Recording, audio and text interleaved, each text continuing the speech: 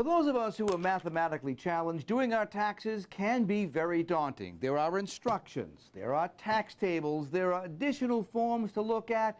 All of it can be very, very confusing.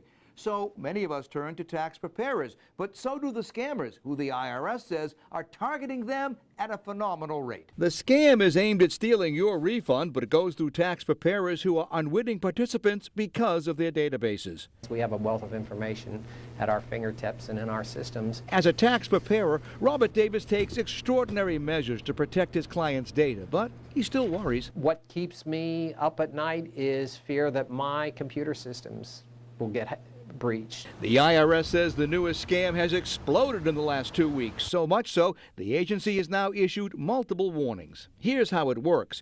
Criminals hack a tax preparer's computers and then file phony refund claims. Since the IRS thinks it's your tax return, the refund is directly deposited to your bank account or sent to you in the mail. That is when the scammers step in, calling, pretending to be the IRS, saying the refund you received was a mistake. They then ask you to wire it to them. And bingo, they've got the cash and you're left with troubles with the IRS. The IRS is being pretty aggressive about chasing these down. But it's up to you to notify the IRS that you've been victimized. There's forms for them to fill out. The taxpayer contacts the IRS directly. If you receive a paper check for an unexpected refund, write void on the front of that check and promptly return it to the IRS with a note saying you were the victim of ID fraud.